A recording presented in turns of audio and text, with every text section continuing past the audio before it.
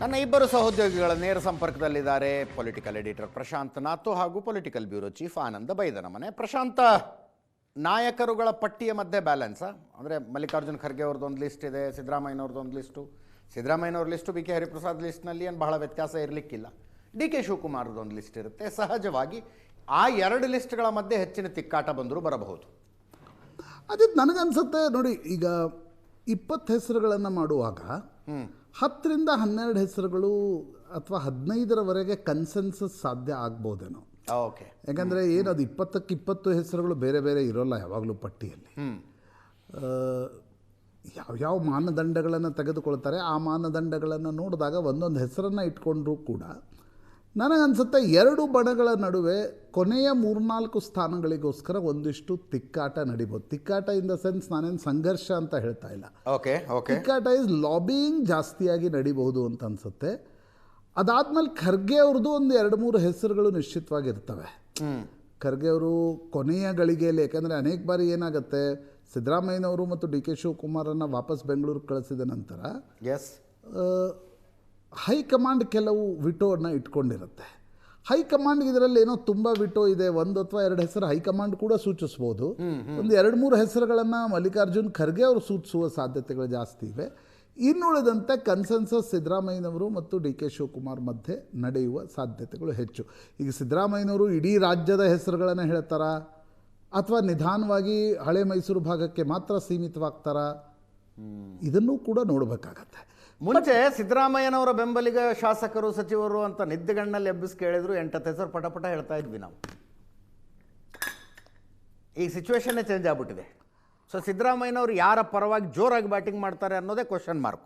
ಇದು ರಾಜಕಾರಣದಲ್ಲಿ ಕುರ್ಚಿ ಎಷ್ಟು ಮಹತ್ವವೋ, ನೀವು ಕುರ್ಚಿಯಲ್ಲಿ ಕೂತಾಗ ನಿಮಗೆ ಸಿಗತಕ್ಕಂಥ ಒಂದು, ನಿಮ್ಮ ಮಾತಿಗೆ ಸಿಗ್ತಕ್ಕಂಥ ಒಂದು ಗೌರವ, ಅಥವಾ ಗೌರವ ಅಂತ ಹೇಳಲ್ಲ, ನಿಮ್ಮ ಮಾತಿಗೆ ಸಿಗ್ತಕ್ಕಂಥ ಬೆಲೆ ಏನಿರುತ್ತಲ್ಲ ಅದು ಕುರ್ಚಿ ಮೇಲೆ ಕೂತಾಗ ಜಾಸ್ತಿ ಇರುತ್ತೆ.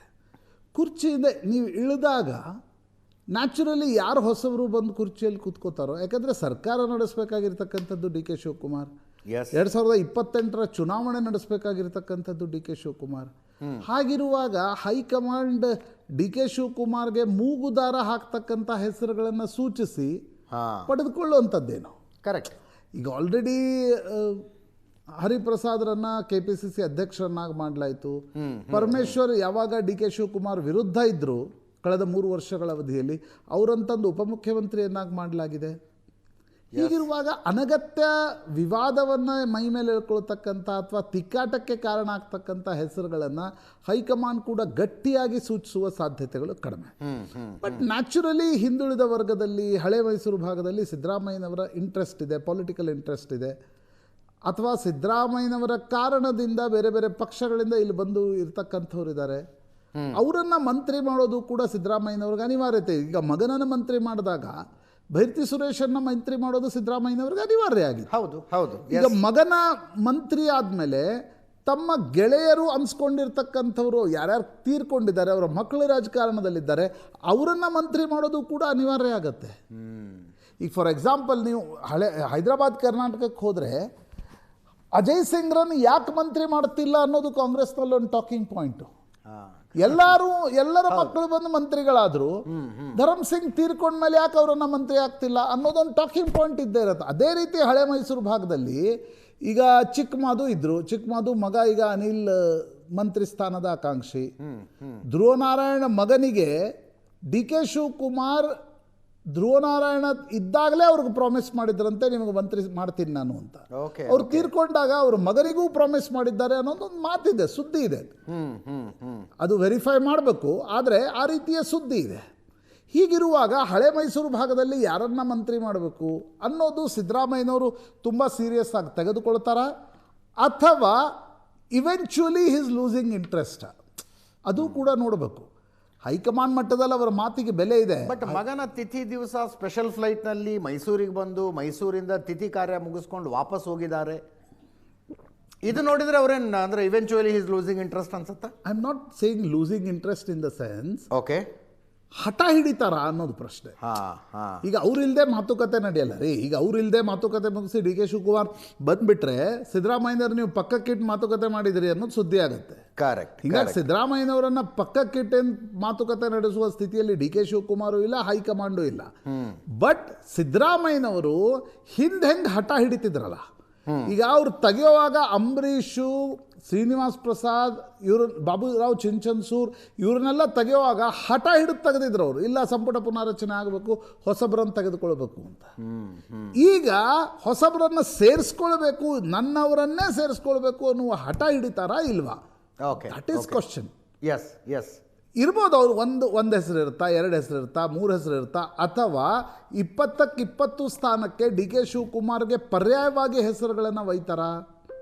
ಈಗ ಫಾರ್ ಎಕ್ಸಾಂಪಲ್ ನಾವು ಚರ್ಚೆ ಮಾಡುವ ಸಂತೋಷ್ ಲಾಡ್, ಸಿದ್ದರಾಮಯ್ಯನವರ ಅತ್ಯಂತ ಪರಮಾಪ್ತ. ಓಕೆ. ಎಷ್ಟು ಕಾಂಗ್ರೆಸ್ನ ಜಪ ಮಾಡ್ತಾರೋ ಅಷ್ಟೇ ಸಂತೋಷ್ ಲಾಡ್ ಸಿದ್ದರಾಮಯ್ಯನವರ ಜಪ ಮಾಡ್ತಾ ಇದ್ರು. ಹೌದು. ಈಗ ಸಂತೋಷ್ ಲಾಡ್ ಕ್ಯಾಬಿನೆಟ್ಗೆ ಸೇರಿಸ್ಲಿಕ್ಕೆ ಸಿದ್ದರಾಮಯ್ಯನವರು ವಿಟೋ ಉಪಯೋಗಿಸ್ತಾರ, ಹಠ ಹಿಡಿತಾರ? That is important. ಕರೆಕ್ಟ್. ಈಗ ಅನೇಕ ರೀತಿಯ ಹೆಸರುಗಳಿಗೆ ಹಿಂದೆ ವಿಜಯಾನಂದ್ ಕಾಶ್ಯಪ್ನವರು ಸಿದ್ದರಾಮಯ್ಯನವ್ರಿಗೆ ಅತ್ಯಂತ ಆತ್ಮೀಯರಾಗಿದ್ದರು. ನಂತರದ ದಿನಗಳಲ್ಲಿ ಸ್ವಲ್ಪ ಡಿ ಕೆ ಶಿವಕುಮಾರ್ ಜೊತೆ ಕೂಡ ಗುರುತಿಸ್ಕೊಂಡ್ರು ಅವರು. ಈಗ ಲಕ್ಷ್ಮಣ್ ಸವದಿ, ಅವರನ್ನು ಯಾರು ಹಠ ಹಿಡಿದು ಕ್ಯಾಬಿನೆಟ್ಟಲ್ಲಿ ಸೇರಿಸ್ಕೊಳ್ತಾರಾ ಅಥವಾ ಹೈಕಮಾಂಡ್ ಸೇರಿಸ್ಕೊಳ್ಳುತ್ತಾ? ಹಿಂಗೆ ಅನೇಕ ಹೆಸರುಗಳಿವೆ ನಿಮಗೆ. ಅವರನ್ನು ಈಗ ಪುಟ್ಟರಂಗ ಶೆಟ್ಟಿ ಇದ್ದಾರೆ, ಉಪ್ಪಾರ ಸಮುದಾಯದವರು. ನಿಮ್ಗೆ ಚಾಮರಾಜನಗರ ಜಿಲ್ಲೆಯಲ್ಲಿ ಉಪ್ಪಾರ ಸಮುದಾಯ ಇಸ್ ಕಾಂಗ್ರೆಸ್ನ ಒಂದು ಆ್ಯಡೆಡ್ ಅಡ್ವಾಂಟೇಜ್. ಅದು ಪುಟ್ಟರಂಗ ಶೆಟ್ಟಿ ಅವರನ್ನು ಹಿಂದೆ ಮಂತ್ರಿ ಮಾಡಲಾಗಿತ್ತು, ಈ ಬಾರಿ ಮಂತ್ರಿ ಮಾಡಿಲ್ಲ. ಈಗ ಸಿದ್ದರಾಮಯ್ಯನವರು ಹಠ ಹಿಡಿದ್ರೆ ಮಾತ್ರ ಪುಟ್ಟರಂಗ ಶೆಟ್ಟಿ ಮಂತ್ರಿ ಆಗ್ತಾರೆ. ಎಸ್. ಹಂಗೆ ಅನೇಕ ಹೆಸರುಗಳಿವೆ. ಹಂಗೆ ಡಿ ಕೆ ಶಿವಕುಮಾರ್ಗೆ ಚೆಕ್ಮೇಟ್ ಕೊಡುವುದಕ್ಕೆ ಕೆಲವರನ್ನ ಕ್ಯಾಬಿನೆಟ್ನಲ್ಲಿ ಇಡೋದಕ್ಕೆ ಸಿದ್ದರಾಮಯ್ಯನವರು ಪ್ರಯತ್ನಿಸ್ತಾರೆ ಅಂತಂದ್ರೆ ಅವರ ಮಗನೇ ಕ್ಯಾಬಿನೆಟ್ನಲ್ಲಿ ಇದ್ದಾರೆ ರೀ. ಅವರು ವರ್ಕಿಂಗಿಗೆ ಸಮಸ್ಯೆ ಆಗದೆ ಇರೋ ಥರ ನೋಡ್ಕೊಳ್ಳೋ ಜಾಣ ನಡಿನೂ ಸಿದ್ದರಾಮಯ್ಯನವ್ರು ತೋರಿಸ್ಬೇಕಾಗತ್ತಲ್ಲ. ಅಜಿತ್, ಈಗ ಯಾವುದೇ ಸಂದರ್ಭದಲ್ಲೂ ಕೂಡ ಡಾಕ್ಟರ್ ಯತೀಂದ್ರ ಅವರಿಗೆ ಆ ಪೊಲಿಟಿಕಲ್ ಅಥಾರಿಟಿ, ಪೊಲಿಟಿಕಲ್ ಸೀನಿಯಾರಿಟಿ ಇಲ್ಲ ಚೆಕ್ಮೇಟ್ ಕೊಡುವಂಥದ್ದು. ಚೆಕ್ಮೇಟ್ ಕೊಡುವಂಥ ಪೊಲಿಟಿಕಲ್ ಅಥಾರಿಟಿ, ಪೊಲಿಟಿಕಲ್ ಸೀನಿಯಾರಿಟಿ ಅವ್ರ ಪೊಲಿಟಿಕಲ್ ನೀವೇನು ಕರಿತೀವಿ ಜನಪ್ರಿಯತೆ ಕೂಡ ಬೇಕಾಗತ್ತೆ ಅದಕ್ಕೆ. ಕರೆಕ್ಟ್. ಬಟ್ ಆ ರೀತಿ ಚೆಕ್ಮೇಟ್ ಕೊಡ್ತಕ್ಕಂಥ ಅನೇಕ ಹೆಸರುಗಳು ಇವೆ. ಫಾರ್ ಎಕ್ಸಾಂಪಲ್ ಸಂತೋಷ್ ಲಾಡ್ ಹಿಂದುಳಿದ ವರ್ಗದಿಂದ ಬರ್ತಾರೆ. ಹಿಂದುಳಿದ ವರ್ಗದಲ್ಲಿ ಒಂದು ಹ್ಯೂಜ್ ಫಾಲೋಯಿಂಗ್ ಸಂತೋಷ್ ಲಾಡಿಗಿದೆ. ಅಥವಾ ನೀವು ಬಳ್ಳಾರಿ ಅಥವಾ ಕಲ್ಗಟ್, ನಾನು ಹೋಗಿದ್ದೀನಿ, ಸಂಡೂರು ನೋಡಿದ್ದೀನಿ, ಕಲ್ಗಟ್ಗಿರು ನೋಡಿದ್ದೀನಿ. ಈಸ್ ಜನಪ್ರಿಯ ಶಾಸಕ. ಎಸ್. ಈಗ ಅವರು D K Shivakumar for example ಹಿಂದೆ ಈಗ ಸತೀಶ್ ಜಾರಕಿಹೊಳಿ ಇದ್ದರು. ಡಿ ಕೆ ಶಿವಕುಮಾರ್ಗೆ ಪರ್ಯಾಯವಾಗಿ ಅವರನ್ನು ನೋಡಲಾಗ್ತಾ ಇತ್ತು. ಬಟ್ ಏಕಾಏಕಿ ಸತೀಶ್ ಜಾರಕಿಹೊಳಿ ಸಿದ್ದರಾಮಯ್ಯನವರ ಸಂಬಂಧಗಳು ಹಳಸೋದು, ಜಮೀರ್ ಅಹ್ಮದ್ ಖಾನ್ರನ್ನ ಪರ್ಯಾಯವಾಗಿ ನೋಡಲಾಗ್ತಾ ಇತ್ತು. ಏಕಾಏಕಿ ಜಮೀರ್ ಅಹ್ಮದ್ ಖಾನ್ ಮತ್ತು ಸಿದ್ದರಾಮಯ್ಯನವರ ಸಂಬಂಧಗಳು ಹಳಸೋದ್ವು. ಈಗ ಸಂತೋಷ್ ಲಾಡ್ ಉಳಿದಿರ್ತಕ್ಕಂಥ ಆ ರೀತಿಯ ಒಂದು ಹೆಸರು ಅನ್ಕೋಣ. ಯಾಕಂದರೆ ಜಮೀರ್ ಅಹ್ಮದ್ ಖಾನ್ ಏನು ಸಿದ್ದರಾಮಯ್ಯನವ್ರನ್ನ ಕೇಳ್ತಾ ಇಲ್ಲ, ಸಿದ್ದರಾಮಯ್ಯನವರು ಏನು ಜಮೀರ್ ಅಹ್ಮದ್ ಖಾನ್ ಹೆಸರು ಹೇಳ್ತಾ ಇಲ್ಲ. ಉಳಿದಂಗೆ ಅವರು ಯಾರ್ಯಾರ ಹೆಸರು ಹೇಳ್ತಾರೆ. ಈಗ ನೀವು ಹಂಗೆ ನೋಡಿದರೆ ಅಜಿತ್, ಸಿದ್ದರಾಮಯ್ಯನವರು ಹಠ ಹಿಡಿಯುವ ಹೆಸರುಗಳು ಮೈಸೂರು, ಚಾಮರಾಜನಗರ ಜಿಲ್ಲೆ ಬಿಟ್ಟರೆ ಹೊರಗಡೆ ಆ ರೀತಿಯ ಹಠ ಹಿಡಿಯುವ ಹೆಸರುಗಳು ಯಾವ್ಯಾವಿವೆ? ಈಗ ರಾಜಣ್ಣ ಅವ್ರ ಬಗ್ಗೆ ಹಠ ಹಿಡಿತಾರ ಸಿದ್ದರಾಮಯ್ಯನವರು? ಇಲ್ಲ. ರಾಜಣ್ಣ ಅವರನ್ನ ಕ್ಯಾಬಿನೆಟ್ನಲ್ಲಿ ತಗೊಳ್ಳೋ ಪ್ರಶ್ನೆನೇ ಬರೋಲ್ಲ ಈಗ ಹೈಕಮಾಂಡ್ ತೆಗೆದುಕೊಂಡಿರ್ತಕ್ಕಂಥ ನಿರ್ಧಾರದ ನಂತರ. ಹೀಗಾಗಿ ಇದು ಈಗ ಸಿದ್ದರಾಮಯ್ಯನವರಲ್ಲಿ ಇರ್ತಾರೆ, ಅವ್ರು ಯಾರ ಹೆಸರು ಹೇಳ್ತಾರೆ, ಡಿ ಕೆ ಶಿವಕುಮಾರ್ ಯಾರ ಹೆಸರು ತೆಗೆದುಕೊಂಡು ಹೋಗ್ತಾರೆ, ಮಲ್ಲಿಕಾರ್ಜುನ್ ಖರ್ಗೆ ಅವ್ರಿಗೆ ಯಾವ್ಯಾವ ಹೆಸರುಗಳು ಬರಬೇಕಿದೆ, ಹೈಕಮಾಂಡ್ಗೆ ಇಲ್ಲಪ್ಪ ಕೆಲವು ವಿಷಯಗಳಲ್ಲಿ ಮೂವರನ್ನು ಪಕ್ಕಕ್ಕೆ ಸರಿಸಿ ಸಂಘಟನೆ ದೃಷ್ಟಿಯಿಂದ ಡಾಕ್ಟರ್ ಆರತಿ ಕೃಷ್ಣ ಅನೇಕರು ಹೇಳ್ತಾರೆ ಹೈಕಮಾಂಡ್ ಅವರ ಹೆಸರನ್ನು ಹೇಳ್ತಾ ಇದೆ ಅಂತ. ಈಗ ಜಮೀರ್ ಅಹ್ಮದ್ ಖಾನ್ರನ್ನ ತೆಗೆದುಕೊಳ್ಬೇಕೋ ಬೇಡವೋ high command has to take a call. Correct. ಇವತ್ತವ್ರು ಏಕಾಏಕಿ ತಪ್ಪಾಯ್ತು, ನಂದೇ ತಪ್ಪಾಯ್ತು ಅನ್ನೋ ರೀತಿ ಹೇಳಿಕೆ ಕೊಟ್ಟುಬಿಟ್ಟಿದ್ದಾರೆ. ಹೌದು, ಒಂದು ಬ್ರೇಕ್ ಆದ್ಮೇಲೆ ತಗೋಣ ಸುದ್ದಿ. ಸೊ ಜಮೀರ್ ಅಹ್ಮದ್ ಖಾನ್ರನ್ನ ತೆಗೆದುಕೊಳ್ಬೇಕು ಬೇಡವೋ high command has to take a call. ಈಗ ಹೈದರಾಬಾದ್ ಕರ್ನಾಟಕ ಭಾಗದಲ್ಲಿ ಯಾರ್ಯಾರಂತ, ಈಗ ನಾಗೇಂದ್ರ ವಾಲ್ಮೀಕಿ ನಿಗಮದ ಹಗರಣದಲ್ಲಿ ನಾಗೇಂದ್ರ ಅವರ ಹೆಸರು ಇದ್ದ ಕಾರಣದಿಂದಾಗಿ ಅವರನ್ನು ಕೈ ಬಿಡಲಾಯಿತು. ಈಗ ಅವರನ್ನು ತೆಗೆದುಕೊಳ್ಬೇಕೋ ಬೇಡವೋ? ಎಸ್. ಈ ಕಾಲನ್ನು ಡಿ ಕೆ ಶಿವಕುಮಾರ್ ತೆಗೆದುಕೊಳ್ಳೋಕ್ಕಾಗಲ್ಲ, ಈ ಕಾಲನ್ನು ಹೈಕಮಾಂಡ್ ತೆಗೆದುಕೊಳ್ಬೇಕಾಗತ್ತೆ. ಎಸ್. ಆನಂದ್ ಯಾರು ನಮ್ಮ ಜೊತೆಗೆ? ಆನಂದ, ಕಳೆದ ಸಲ ಅಂದರೆ 2023 ಚುನಾವಣೆ ನಂತರ ಸಚಿವ ಸಂಪುಟ ಆಗುವಾಗ BK ಹರಿಪ್ರಸಾದ್ ಯಾವ ಕಾರಣಕ್ಕೂ ಸಚಿವ ಸಂಪುಟದಲ್ಲಿ ಇರಬಾರ್ದು ಅಂತ ಸಿದ್ದರಾಮಯ್ಯನವರು ಹಠ ಮಾಡಿದ್ರಂತೆ. ಈಗ ಬಿಡಿ ಸಂಬಂಧಗಳು ಬದಲಾಗಿದ್ದಾವೆ. ನಾನು ಪ್ರಶಾಂತು ಯಾರ್ಯಾರು DK ಶಿವಕುಮಾರ್ ಅವರ ಸಂಪುಟದಲ್ಲಿ ಇರಬೇಕು ಅಂತ ಸಿದ್ದರಾಮಯ್ಯನವರು ಪ್ರಯತ್ನಿಸಬಹುದು ಅಂತ ಚರ್ಚೆ ಮಾಡಿದ್ವಿ. ಯಾರಾದರೂ ಇರಲೇಬಾರ್ದು ಅಂತ ಹೇಳುವಂಥ ಹೆಸರುಗಳು ಇರಬಹುದಾ ಸಿದ್ದರಾಮಯ್ಯನವ್ರ ಲಿಸ್ಟ್ನಲ್ಲಿ, ಇವ್ರು ಇರಕೂಡ್ದು ಅಂತ? ಅದಕ್ಕೇನಾದ್ರು ಕಾರಣಗಳಿದಾವ? ಅಷ್ಟರ ಮಟ್ಟಿಗೆ ಸಿದ್ದರಾಮಯ್ಯವರು ಈಗ ಹಠ ಹಿಡಿತಕ್ಕಂಥ ಅಥವಾ ಆ ರೀತಿಯಾಗಿರುವಂಥ ಪ್ರಯತ್ನ ಮಾಡುವಂಥ ಸಾಧ್ಯತೆಗಳು ಕಡಿಮೆ. ಅವರು ಪಾಸಿಟಿವ್ ಮೂಡ್ನಲ್ಲಿ ಕೆಲವರನ್ನು ಸಂಪುಟಕ್ಕೆ ಸೇರ್ಪಡೆ ಮಾಡಲೇಬೇಕು ಅಂತೇಳಿ ಒತ್ತಾಯ ಮಾಡ್ತಕ್ಕಂಥ ಸಾಧ್ಯತೆಗಳು ಕೂಡ ಹೆಚ್ಚಾಗಿದೆ. ಯಾಕೆಂದರೆ ತರಾತುರಿಯಲ್ಲಿ ಮೈಸೂರಿಗೆ ಬಂದು ಮೈಸೂರಿಂದ ನೇರವಾಗಿ ಈಗ ದೆಹಲಿಗೆ ತೆರಳಿದ್ದಾರೆ. 8 ಗಂಟೆಗೆ ಸಭೆ ಕೂಡ ಆಗುತ್ತೆ. ಎಲ್ಲವೂ ಕೂಡ ಅಂದ್ಕೊಂಡಂತೆ ಆದರೆ 10 ಗಂಟೆ ಹೊತ್ತಿಗೆ ಒಂದು ಕ್ಲಾರಿಟಿ ಪಿಕ್ಚರ್ ಸಿಗುತ್ತೆ ಅಂತಕ್ಕಂಥ ಮಾಹಿತಿ ಇದೆ. ಈ ಬಾರಿ ಸಿದ್ದರಾಮಯ್ಯನವರು ಬಹಳ ಪ್ರಮುಖವಾಗಿ ಈ ಹಿಂದೆ ತಮ್ಮ ಜೊತೆ ಇದ್ದಂಥ ಸಚಿವರನ್ನು ಮತ್ತೆ ಸೇರ್ಪಡೆ ಮಾಡಿಕೊಳ್ಳೋ ಸಂಬಂಧಪಟ್ಟಾಗೆ ದೊಡ್ಡ ಮಟ್ಟದ ಹಠ ಹಿಡಿತಕ್ಕಂಥ ಸಾಧ್ಯತೆಗಳು ಕಡಿಮೆ. ಯಾಕೆಂದರೆ ಮಹದೇವಪ್ಪ ಇರ್ಬೋದು, ಜಮೀರ್ ಅಹ್ಮದ್ ಇರ್ಬೋದು, ಹೀಗೆ ಪ್ರಮುಖರನ್ನು ಅವರು ಸೇರ್ಪಡೆ ಮಾಡಿಕೊಳ್ಬೇಕು ಅಂತೇಳಿ ಹಠ ಹಿಡಿತಕ್ಕಂಥ ಸಾಧ್ಯತೆಗಳು ಕೂಡ ಕಡಿಮೆ ಇದೆ. ಯಾಕಂದರೆ ಕಳೆದ 1.5 ತಿಂಗಳ ರಾಜಕಾರಣವನ್ನು ಗಮನಿಸಿದಾಗ ಸಿದ್ದರಾಮಯ್ಯರು ಒಂದಷ್ಟು ನಿರ್ಲಿಪ್ತವಾಗಿರ್ತಕ್ಕಂಥ ಮನಸ್ಥಿತಿಗೆ ಬಂದು ತಲುಪಿದ್ದಾರೆ ಅಂತಕ್ಕಂಥದ್ದು ಕ್ಲಾರಿಟಿ ಆಗ್ತಾ ಇದೆ. 2028 ಚುನಾವಣೆ ನಾನು ಸ್ಪರ್ಧೆ ಮಾಡಲ್ಲ, ಆದರೆ ಸಕ್ರಿಯ ರಾಜಕಾರಣದಲ್ಲಿ ಇರ್ತೇನೆ ಅನ್ನೋ ಮಾತನ್ನು ಕೂಡ ಹೇಳಿದರೆ.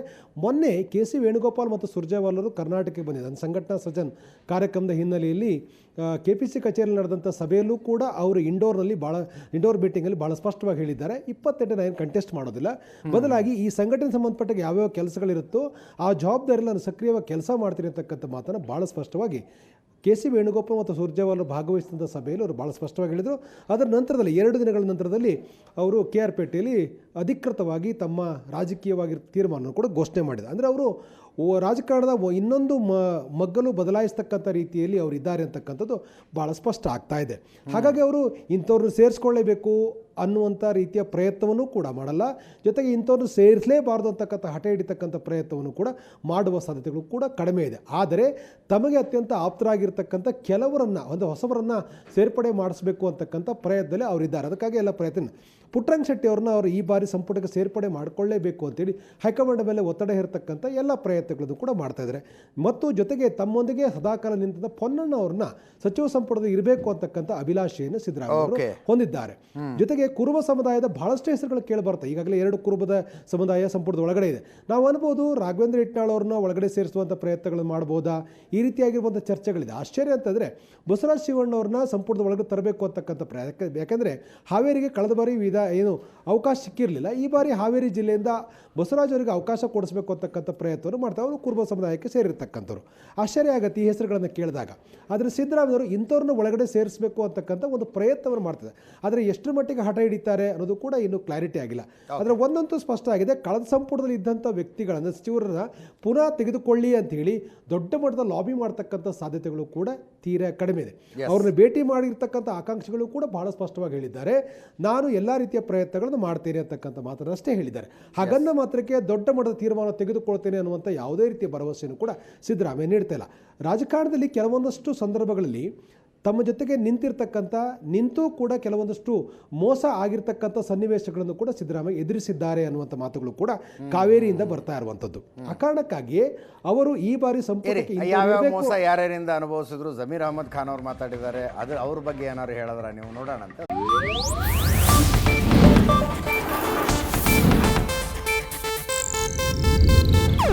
ಇದು ಏಷ್ಯಾನೆಟ್ ನ್ಯೂಸ್ ನೆಟ್ವರ್ಕ್ ಪ್ರಸ್ತುತಿ.